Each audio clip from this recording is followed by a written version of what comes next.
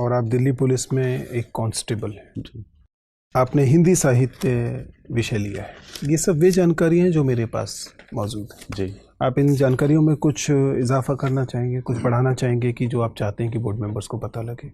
Sir, जो job है मेरी सर 2010 से है मैं दिल्ली पुलिस में, और जो ग्रेजुएशन मैंने करी है सर वो हिस्ट्री पॉलिटी और इकोनॉमी से करी है। उसके बाद मैंने पोस्ट ग्रेजुएशन इकोनॉमिक्स उसमें हिंदी लिटरेचर में करा है सर। अच्छा, तो हिंदी साहित्य आपका मूलतः विषय है, पुलिस बल में आप लगातार हैं। जी चलिए, तो साहित्य पे थोड़ी बातचीत करते हैं, उसके बाद फिर मेरे कलीग साहब से बातचीत करेंगे। मुझे बताइए कि अगर हम प्रेमचंद पे थोड़ी देर रुके हैं, तो प्रेमचंद पुलिस को लेकर या पुलिस बल को लेकर अपनी कहानियों या उपन्यासों में क्या राय रखते हैं? सर, उनकी एक कहानी है ईदगाह। उसमें सर एक बच्चा हामिद है, वो अपने फ्रेंड सर्कल में बात करते हुए जिक्र करते हैं पुलिस का कि अरे जनाब, आप नहीं जानते पुलिस वाले ही हैं जो रात में चोरी कराते हैं। और सेकंड सर, जब गोदान को हम पढ़ते हैं तो उसमें भी एक जगह जिक्र आता है कि धनिया जो हैं वो पुलिस वालों से इसलिए लड़ रही हैं कि पुलिस वाले मिलकर पंचायत के साथ में रिश्वत मांग रहे हैं उनसे। ठीक है, तो कुछ ऐसा जिक्र करा है मतलब प्रेमचंद ने सर। तो प्रेमचंद के कथा साहित्य में जो पुलिस का रूप दिखाई देता है, जाहिर है कॉलोनियल पीरियड की पुलिस है, अंडरपेड पुलिस थी, पुलिस रिफॉर्म्स नहीं हुए थे, तो प्रेमचंद के पास ऐसा मानने की वजह मौजूद थी समाज में। लेकिन आपको लगता है कि खासतौर से उत्तर प्रदेश की अगर हम बात करें तो वहाँ छवि में कुछ खास बदलाव हुआ है, या अभी भी पुलिस वही है जिसके बारे में लोगों की राय है कि रात को चोरी कराते हैं और सुबह पुलिस पकड़ने का अभिनय करते हैं? जी सर, उस समय से तो सर काफ़ी बदलाव हुआ है यूपी पुलिस में भी। आज के समय जो यंग जनरेशन स्पेशली जा रही है, वो उनका कम्युनिकेशन स्किल अच्छा होता है, और जो करप्शन के प्रति उनका इतना ज़्यादा रुझान नहीं है यूपी पुलिस में, और वो काफ़ी सेंसिटिव होते हैं जेंडर, कास्ट या कम्युनल को लेके। यूपी पुलिस में भी सर देखा गया ये चीज़। ठीक सर। फिरोज, आप काफ़ी लंबे समय से काम कर रहे हैं एज ए कांस्टेबल। आप आईपीएस क्यों नहीं बनना चाहते? आईएएस को फर्स्ट प्रेफरेंस क्यों दिया आपने? निश्चित रूप से सर, मैं आईपीएस चुनता तो मैं बेहतर काम कर पाता, लेकिन सर आईएएस में कार्य विविधता को देखते हुए मैंने सर इसलिए इसको चुना, क्योंकि मेरे पास ऑप्शन भी था चूज करने का, इसलिए मैंने सर मुझे लगता है 9-10 साल से आप इस सर्विस पे हैं जी, और इस सर्विस को बहुत बारीकी से आपने देखा होगा। अगर ये 10 साल का अनुभव सोचिए, आपने बहुत करीब से देखा होगा कि कहाँ करप्शन होता है, कहाँ मैं आईपीएस बन के दूर कर सकता हूँ, तो या मतलब कैसे ज़्यादा एफिशिएंट बना सकता हूँ, तो फिर आईपीएस क्यों नहीं बन रहे हैं? मतलब आप सर, आज के समय में सर मल्टी डायमेंशनल वर्ड है, अगर मैंने वहाँ से अनुभव लिया है तो मैं किसी भी जगह उसका यूज़ कर सकता हूँ। मैं वही कहना चाह रहा हूँ जी, कि स्पेसिफिकली आप किसी एक जगह बहुत बढ़िया काम करना चाहते हैं, क्यों आप अपने को हर जगह बिखेरना चाह रहे हैं? सर जो मुझे अनुभव यहाँ से मिला है कि करप्शन को किस प्रकार करते हैं, पब्लिक डीलिंग किस प्रकार कर सकते हैं, या लीडरशिप क्वालिटी जो मैंने अपने एसीपी डीसीपीज की देखी है। अच्छा, एफआईआर और एनसीआर में डिफरेंस क्या होता है? जी सर, एनसीआर जो होता है वो नॉन कॉग्निजेबल ऑफेंस के लिए होती है एनसीआर, और जो एफआईआर होती है सर वो कॉग्निजेबल ऑफेंस के लिए होती है। क्या डिफरेंस होता है कॉग्निजेबल और नॉन कॉग्निजेबल में? सर, कॉग्निजेबल ऑफेंस होते हैं जैसे रेप, मर्डर, हत्या, जो गंभीर अपराध होते हैं, और जो छोटे मोटे अपराध होते हैं सर जैसे गंभीर या संज्ञेय? हाँ, संज्ञेय अपराध सर। दोनों में अंतर आप कर पा रहे हैं? जी, कर पा रहे हैं अंतर आप, मतलब? जी जी। थैंक। फिरोज, आप पिलखुआ से आते हैं, पिलखुआ हापुड़ है ना जी। वहाँ से कोई हिंदी के चर्चित नाम कौन है? सर कुमार विश्वास जी हैं वहाँ से। उनको आप कवि मानते हैं? हाँ सर, कवि मानता हूँ। किस मतलब हिंदी लिटरेचर के आप स्टूडेंट हैं, किस क्राइटेरिया पे वो कवि हैं? सर, मैं उनको मंचे कवि मानता हूँ सर। मंची कवि मानते हैं, साहित्यिक कवि ऐसे नहीं मानते जिनको पाठ्य पुस्तक में रखा जाए? हाँ, मैं मंचे कवि मानता हूँ, श्रृंगार रस के मंचे। उनकी कोई किताब आपने पढ़ी है? नहीं सर, किताब नहीं पढ़ी, बाकी बस 2 किताब उन्होंने लिखी हैं, उनको सुना है और देखा है, बस पढ़ी नहीं मैंने। आप उनसे प्रभावित भी रहते हैं? कुछ मायनों में मैं प्रभावित हूँ। किस मायने में? सर, उनकी जो जिंदा दिली है स्पेशली, मैं उससे काफी प्रभावित हूँ। अच्छा, जिंदा दिली स्टेज पर जो दिखती है उनकी, वही ना? हाँ, स्टेज पे भी, और शायद मुझे लगता है कि जब वो अपनी लाइफ, जैसे अभी उनके पे एक एपिसोड बने थे, पिलखुआ में शूट हुए थे वे, उसमें भी काफी मुझे लगा कि हाँ से सीखने का बहुत कुछ है उनसे हमारे पास। ठीक है, हम लोग आते हैं विषय वस्तु पर। ये बताइए कि मेरठ के इलाके में गन्ना ज़्यादा उगाया जाता है, ऐसी कौन सी भौगोलिक परिस्थितियां हैं जिससे मेरठ गन्ने के लिए ज़्यादा उपजाऊ हो जाता है? सर गन्ने के लिए एक तो मृदा उपजाऊ चाहिए, सेकंड तो सिंचाई की व्यवस्था प्रॉपर चाहिए, थर्ड जो चाहिए वो तो ठीक है, लेकिन मेरठ में क्या क्या है इसमें से? सर एक तो गन्ना मिल्स आसपास काफ़ी ज़्यादा हैं, इसलिए तो गन्ना मिल तो इसलिए है क्योंकि गन्ना है ज़्यादा। जी जी। हाँ, गन्ना क्यों है?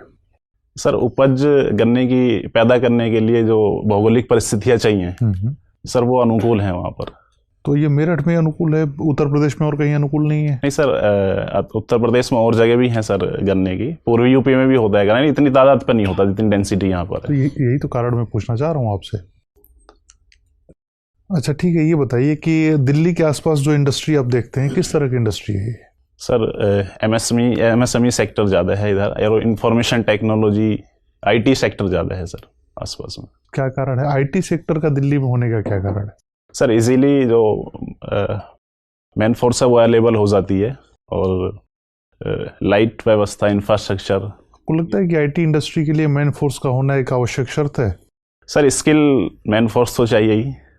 वो तो इंडस्ट्री जहाँ रहेगी मैन फोर्स तो वहाँ जाएंगे, सॉफ्टवेयर कंपनी का तो नियम यही है। एनसीआर में सर जो रूल्स हैं कुछ सबसे अधिक मैन फोर्स तो बिहार और उत्तर प्रदेश से जाते हैं इंजीनियर बन के जी, लेकिन कंपनियां तो बेंगलोर में होती हैं जी। फिर सर गवर्नमेंट की कुछ पॉलिसीज भी हैं एनसीआर में, तो क्या है? एनसीआर की डेवलपमेंट को लेके कुछ टैक्स आईटी इंडस्ट्री के लिए क्या पॉलिसी है? सर एग्जैक्ट उसके बारे में पता नहीं। फिरोज, अभी जब आप सर से बात कर रहे थे तो मैन फोर्स यूज हो रहा है, वुमेन फोर्स नहीं होता? मैम सॉरी, वुमेन फोर्स भी होता है लेकिन वुमेन फोर्स भी होता है। जी जी। तो फिर यूज क्यों करते हैं मैन फोर्स? मैम शब्द ऐसा ही बना हुआ इसलिए मैंने यूज कर दिया। तो शब्द को ही तो बदलना है, तभी तो सोच बदलेगी। जी जी, बदलना चाहिए। बदलना चाहिए। तो मुझे बताइए कि आप इस्लामिक कम्युनिटी से आते हैं, उस कम्युनिटी में वुमेन का स्टेटस कैसा है? मैम लिटरेसी रेट काफ़ी कम है वुमेन का, और जो पूंजी की जो मालिक हैं वो भी काफ़ी कम है वुमेन, और जो सोशली या इकोनॉमिकली काफ़ी वीक स्टेटस है उनका। क्या वजह है इनकी वीक स्टेटस होने की? मैम सोसाइटी का जो माइंडसेट है वो महिला, मैं सोसाइटी इन जनरल की बात नहीं कर रही, मैं पर्टिकुलरली इस्लामिक मुस्लिम कम्युनिटी की बात कर रही हूँ कि उस कम्युनिटी में क्यों स्टेटस कम है? मैम जो वीमेन है स्पेशली उनके लिए मॉडर्न एजुकेशन की सुविधाएं नहीं देते मुस्लिम कम्युनिटी, केवल इस्लामिक एजुकेशन तक ही उनको सीमित रखते हैं, और वहाँ से उनके लिए रोजगार के साधन नहीं खुल पाते। सेकंड, उनको पर्दा प्रथा के लिए मजबूर करा जाता है कि वो पर्दा प्रथा में रहें, इस कारण भी वो आगे नहीं बढ़ पाती हैं। तो ये माइंडसेट कब चेंज होगा कि पर्दे से बाहर आना है? मैम जैसे सोसाइटी मॉडर्न एजुकेशन की तरफ बढ़ेगी धीरे धीरे चेंज होता चला जाएगा। सोसाइटी एजुकेशन की तरफ बढ़ेगी। अभी एक मतलब कंट्रोवर्सी कहें या ट्रोलिंग कहें, ए.आर. रहमान की बेटी हैं, वो पर्दा रखती हैं, पढ़ी लिखी होंगी, ठीक ठाक पैसे वाले होंगे ए.आर. रहमान, वो बाय चॉइस करती हैं पर्दा, तो उन लोगों को मतलब वहाँ पे फिर कहाँ कमी रह गई? मैम उनका स्टेटमेंट आया था खदीजा का, उनकी बेटी का, उन्होंने बोला कि मैं बाई चॉइस रखती हूँ। बाई चॉइस कोई रख रहा है तो हमें कोई परेशानी नहीं है, परिधान की स्वतंत्रता है उनको, जो भी वो पहनना चाहती है, लेकिन अगर फोर्स करा जा रहा है तो बहुत गलत है। कई बार उन्होंने तो बाई चॉइस रख लिया, लेकिन कई बार मजबूर करा जाता है कि तुम बुर्का ओढ़ के जाओगी या स्कार्फ बांध के जाओगी। ईरान में भी हो रहे हैं प्रोटेस्ट कि हमें स्कार्फ नहीं बांधना, लेकिन फिर भी मजबूर करा जा रहा है उनको। ठीक है, एक और टर्म जो यूज़ होता है वो है फतवा पॉलिटिक्स, ये क्या होता है? मुफ्ती के द्वारा फतवा जारी कर दिया जाता है कि जो भी व्यक्ति शरीयत के अनुसार नहीं चलता उसके खिलाफ फतवा जारी कर देते हैं। लेकिन भारत एक कॉन्स्टिट्यूशन से चलने वाला देश है, यहाँ पे फतवे की कोई वैल्यू नहीं है। केवल उन देशों में फतवे की वैल्यू होती है जहाँ जो शासन है वो शरिया के अनुसार चलता है। पर यहाँ तो हिंदुस्तान में हम आए दिन देखते हैं कि इमाम जो हैं वो कभी बोल देते हैं, फतवा जारी कर देते हैं लड़कियों के पहनावे को लेके, सानिया मिर्ज़ा के अगेंस्ट हुआ था, ठीक है, तो फिर क्यों, अगर उनकी कोई वैल्यू ही नहीं है तो फिर क्या देने का फ़ायदा फतवा? मैम वो कर देते हैं केवल अपनी लीडरशिप दिखाने के लिए, लेकिन उसका कोई मायने नहीं है भारत में। भारत में कॉन्स्टिट्यूशन के अगर दायरे में आप चल रहे हो तो आपको फतवे से डरने की ज़रूरत नहीं है किसी को भी। ठीक है, आप यूपी से आते हैं, और अभी इंडिया का बजट भी आया है। यूपी की एक स्कीम है जिसको लेके नेशनल लेवल पे इम्प्लीमेंट किया जाने वाला है इस बजट के तहत। कौन सी वो स्कीम है? सॉरी, पढ़ा नहीं है। पढ़ा नहीं है आपने? चलिए कोई बात नहीं, थैंक यू। फिरोज़, आप मुझे ये बताइए कि जो टर्की है ये लगातार भारत के खिलाफ बयान दे रहे हैं, इसके जो प्रेसिडेंट हैं एर्दोगन, और इन्होंने मतलब बहुत सारी आपत्तिजनक बात की है कश्मीर के मामले में। आपको क्या लगता है इनका क्या मंशा क्या है ऐसे बयान देने पर? सर, एक मंशा इनकी ये है कि ये मुस्लिम वर्ल्ड की लीडरशिप प्राप्त करना चाहते हैं। इन्होंने अभी सीए पे बयान दिया, 370 पे बयान दिया। तो सर इनकी मंशा जो है वो ये दिखाना चाहते हैं कि मैं मुस्लिम का प्रतिनिधित्व करता हूँ। अच्छा, अभी मुस्लिम जो अगर अंतर्राष्ट्रीय स्तर पे बात की जाए तो किस देश के पास प्रतिनिधित्व है इसका, मुस्लिम समाज का? हर देश अपने मुस्लिम्स का प्रतिनिधित्व स्वयं करता है, मेरा मानना है। बट इंटरनेशनल लेवल पे बात की जाए सर, मुझे नहीं लगता कि कोई मुस्लिम्स का सऊदी अरब, आपको नहीं लगता कि? नहीं सर, मेरे को नहीं लगता। मुझे लगता है हर देश अपने मुस्लिम के लिए अलग पॉलिसी बनाता है और वो होनी भी चाहिए। अच्छा, ठीक है। तो आपको क्या लगता है कि जैसे टर्की कश्मीर के मामले में या भारत के आंतरिक मामलों में बोल रहा है, तो उसी तरीके से भारत को भी, क्योंकि वहाँ भी एक कर्डिश माइनॉरिटी है टर्की में, तो भारत को भी उनके लिए आवाज़ उठानी चाहिए, उनके ह्यूमन राइट्स को सपोर्ट करना चाहिए, शायद उन्हें किसी तरीके की मदद भी देनी चाहिए, जिससे कि टर्की को भी समझ में आए कि ये मतलब एक तरफा नहीं है, ये दोनों तरफ से ये खेल खेला जा सकता है। सर, इसमें हम उनसे नेगोशिएट कर सकते हैं कि हमारे आंतरिक मामलों में तुम हस्तक्षेप मत करो, लेकिन ये बेहतर पॉलिसी नहीं रहेगी कि हम भी उनके आंतरिक मामलों में हस्तक्षेप करें, बल्कि हम और दूसरे रूट अपना सकते हैं। ट्रेड कम कर सकते हैं, कस्टम ड्यूटी बढ़ा सकते हैं उनके माल पे, या यूएनओ में आवाज़ उठा सकते हैं। ये कुछ आप मुझे ये बताइए कि अभी यूएस ने भारत को डेवलप्ड कंट्री मान लिया है, तो इससे क्या हमें खुश होना चाहिए या हमारे लिए चिंता का विषय है ये? सर, ये हमारे लिए चिंता का विषय है। क्यों? कोई अगर आपको मतलब समझदार मान रहा है या मतलब विकसित मान रहा है तो इसमें दिक्कत क्या है? लेकिन सर, हमें समझदार और विकसित माने, लेकिन हम है नहीं ना एक्चुअल में। हम तो चाहते हैं अभी तो हम सर चाहते हैं होना, हमारी कस्टम ड्यूटी बढ़ जाएगी, सब्सिडी हम नहीं दे पाएंगे एग्रीकल्चर वगैरह को, तो इसलिए सर हम तो लेकिन ये कब तक हम दूसरे से अपेक्षा रखेंगे कि हम काबिल नहीं हैं तो वो हमें छूट देते रहें? हम तो कभी फिर विकसित हो ही नहीं पाएंगे। सर, निश्चित रूप से हम विकसित हो जाएंगे थोड़े समय बाद, लेकिन जब तक हमारी पर कैपिटा इनकम नहीं बढ़ जाती, जीडीपी हमारी बहुत अच्छे स्तर पर नहीं पहुंच जाती, या एग्रीकल्चर सेक्टर हमारा, तो हमें मतलब क्या यूएस से रिक्वेस्ट करनी चाहिए या हमें अपने को विकसित करने के ऊपर ध्यान देना चाहिए? बिल्कुल सर, विकसित करने के ऊपर ध्यान देना चाहिए हमें। ठीक है, आप मुझे ये बताइए कि एंड टू एंड एन्क्रिप्शन क्या होता है? Sir, end to end encryption में जो इन्फॉर्मेशन होती है सेंडर और रिसीवर के पास होती है, बीच में उसको कोई क्रैक नहीं कर सकता। अच्छा, आप तो पुलिस में हैं, इससे नुकसान क्या है? इससे सर नुकसान ये है कि जो हमारी इंटेलिजेंस एजेंसीज हैं वो इन्फॉर्मेशन को इजीली कलेक्ट नहीं कर पाएंगी। जैसे अभी फेसबुक है या व्हाट्सएप है, उनकी इन्फॉर्मेशन तो के लिए हमें डिमांड करनी से रोक देना चाहिए, मतलब क्या किस तरफ है आप? ये एंड टू एंड एन्क्रिप्शन को अलाउ करना चाहिए या इसको रोक देना चाहिए? नहीं सर, अलाउ करना चाहिए, लेकिन थोड़ी सी परमिशन होनी चाहिए इंटेलिजेंस एजेंसी के पास में, कुछ इश्यूज को, कुछ कंडीशंस में। ठीक है। अच्छा, मुझे ये बताइए कि क्या बेल एक अधिकार है? सर, कुछ मामलों में राइट्स है ये। अच्छा, मेरा आखिरी सवाल आपसे ये है कि पुलिस का अत्याचार या पुलिस पर अत्याचार, इनमें से कौन सी चीज़ पे कम ध्यान दिया जाता है? सर, दोनों ही चीज़ पे ध्यान दिया जा रहा है वैसे तो, लेकिन ज़्यादा ध्यान इस पे दिया जाता है कि जो पुलिस अत्याचार करती है, लेकिन जो पुलिस पे अत्याचार होते हैं उसको। फिरोज, मैं आपकी सर्विस चॉइसेस को समझने की कोशिश कर रहा हूँ। आपने लिखा कि आपको घर परिवार के साथ समय बिताना अच्छा लगता है, तो शायद ये एक वजह रही होगी जिससे कि आपने फॉरेन सर्विसेज को इतनी कम महत्व दिया है, जबकि देश की कुछ सबसे प्रतिष्ठित सेवाओं में से है। लेकिन अगर यह सिद्धांत भी माना जाए तो फिर ये नहीं समझ में आता कि आप अंडमान निकोबार सर्विस को तो इतना ऊपर महत्व दे रहे हैं कि आपने सारी सेंट्रल सर्विसेज को छोड़कर इस ग्रुप बी सर्विस को वरीयता दी है। आप इतने कॉम्प्लिकेटेड निर्णय प्रक्रिया को क्यों अपना रहे हैं?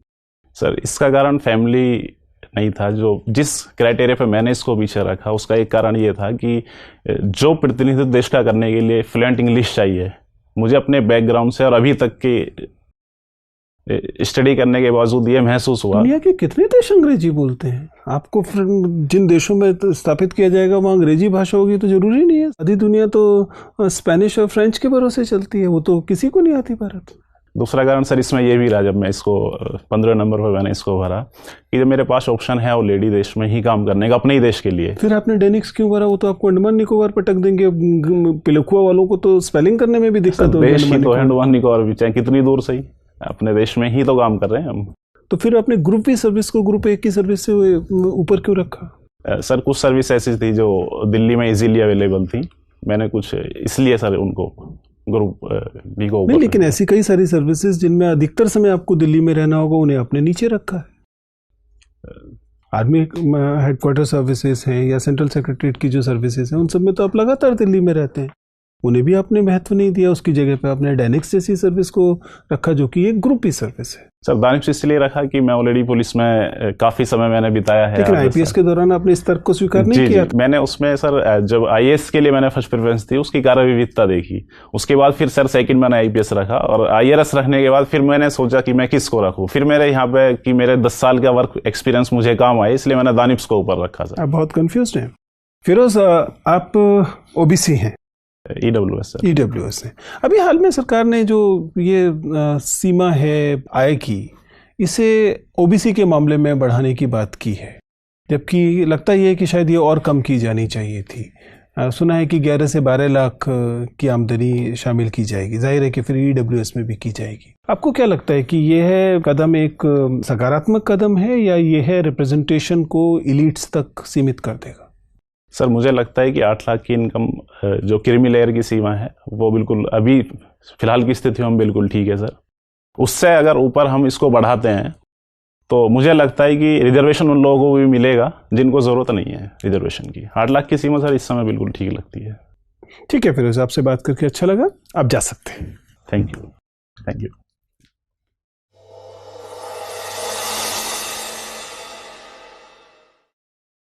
बैठिए फिरोज। Thank you sir. जी फिरोज, आपके हिसाब से 2 चीज़ें बताइए। एक तो पिछले इंटरव्यू से आपके इंटरव्यू में जो चेंज है वो आपके हिसाब से कितना पॉजिटिव चेंज है, और दूसरा कौन से एरियाज अभी आपको लग रहे हैं कि सर अभी काम करना बाकी है? सर कंट्रोवर्शियल जो इश्यूज हैं उन पर सर मेरी अच्छा स्टैंड नहीं मुझे लगता अभी भी कि मैं बहुत अच्छा स्टैंड ले पा रहा हूँ। सेकंड सर अभी भी मुझे यूपी को लेकर काफ़ी कम तैयारी है, तो मुझे उस पर सुधार करने की ज़रूरत है। फिरोज, मुझे आपका पिछला इंटरव्यू याद है, मुझे 2 चीज़ें इसमें चिंताजनक लग रही हैं। पहली बात तो ये है कि आपका जो लर्निंग कर्व है, तब से अब तक सीखने का जो कर्व होना चाहिए, वो उतना पॉजिटिव नहीं दिखाई दे रहा है जितना मैं उम्मीद कर रहा था। आप समझ पा रहे हैं मेरी आपत्ति क्या? मैं ये नहीं कह रहा कि आपका इंटरव्यू खराब है, इंटरव्यू अच्छा जा रहा है, बैठ ठीक से रहे हैं, आप स्माइल अच्छे से कर रहे हैं, आपके बोलने का अच्छा है। पहले ही आपको बताया कि बोर्ड मेंबर्स आपको लेकर बहुत एक्साइटेड होंगे, considering that a constable trying to become a IAS officer. जिस तरह की हार्डशिप्स होती हैं उसके साथ में आपने काम किया, उसको लेकर एक बोर्ड मेंबर्स पॉजिटिव होंगे आपके साथ। और लेकिन ये सब बातें पिछले इंटरव्यू में भी थी, ठीक है ना? तब से अब तक आपका जो लर्निंग दिखाई देना चाहिए था, एक आध जगह को छोड़कर बाकी जगह पे वो अभी उतना प्रोमिनेंटली नहीं दिखाई दे रहा है। जिनमें से एक बात तो आपने खुद ही बताई कि जो कंट्रोवर्शियल या इन न्यूज़ जो विषय होंगे उन पर राय रखते समय आप ज़्यादा ईमानदारी दिखाने के चक्कर में लॉपसाइडेड व्यू दे रहे हैं। आप समझ पा रहे हैं जी? आप ईमानदार राय देना चाहते हैं, जो कि देनी भी चाहिए, लेकिन ईमानदार राय देने के चक्कर में आप दूसरे पक्ष को के जो तर्क हैं उनको दे ही नहीं रहे। आप समझ पा रहे हैं? आप जिस सर्विस में पिछले 1 दशक से हैं, you should take pride in that service which you do. मैं क्यों कह रहा हूँ? क्योंकि मैंने पिछला इंटरव्यू आपका देखा था और मुझे लग रहा है कि पिछले इंटरव्यू से अब तक जो बदलाव पॉजिटिव होना चाहिए था वो उस पैमाने पे नहीं हुआ है, लेकिन उस पैमाने पे नहीं हुआ है जिस पैमाने पे मैं अपेक्षा कर रहा था। ठीक है ना? अभी आपके पास थोड़ा सा और समय है, उस पर थोड़ा सा और देख लीजिए। ये क्वालिफायर्स आप अगर लगाएंगे, ये क्वालिफायर्स बोलते हैं इन्हें, जब हम एक वाक्य बोल रहे हैं लेकिन उसके साथ में एक शर्त लगा दे रहे हैं, एक चीज़ जोड़ दे रहे हैं, तो इस तरह से आप वाक्य बनाएंगे तो वाक्य एक तो ज़्यादा संश्लिष्ट वाक्य बनेगा, दूसरा आपके बारे में पॉजिटिव राय बनेगी, तीसरा ये जो एक तरफ का निरर्थक झुकाव दिखाई दे रहा है वो समाप्त हो जाएगा। ठीक है, उस पर आप विचार कर सकते हैं। ऐसे ही किसी किसी जगह पर आपका नॉन वर्बल कम्युनिकेशन, आपको पहले मैंने भी कहा था कि स्माइल आपकी अच्छी है, लेकिन आप उस स्माइल को किसी किसी जगह पर गलत जगह पर इस्तेमाल कर। बाकी चीज़ें बाय एंड लार्ज ठीक हैं। ओबीसी पर आपका स्टैंड ठीक था। नेम चेंज पर पता होना चाहिए था। नेम चेंज पर आपने बिल्कुल एकदम हवाई तुक्का दिया, वो नहीं देना चाहिए था। ठीक है ना।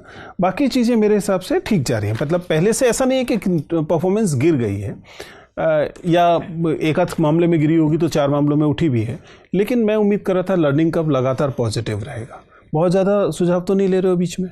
सर मॉक इंटरव्यू दिए हैं 2-4 और मैंने। हाँ, तो ये प्रॉब्लम तब आती है जब खासतौर से फर्स्ट टाइम अटेम्प्ट करने वालों के साथ आती है कि जब वो बहुत सारी रायों को अपने इंटरव्यू में इनकॉर्पोरेट करने की कोशिश करते हैं तो कॉन्फ्लिक्ट्स आते हैं। वो एक चीज़ को कर रहे होते हैं तो दूसरी चीज़ लूज हो रही होती है। थोड़ा सावधान रहिए। ठीक सर। ठीक है ना। मैं चाहता हूँ कि आपका इंटरव्यू बहुत अच्छा होना चाहिए, और मेरी अपनी समझ ये कहती है कि अच्छा होगा, अनलेस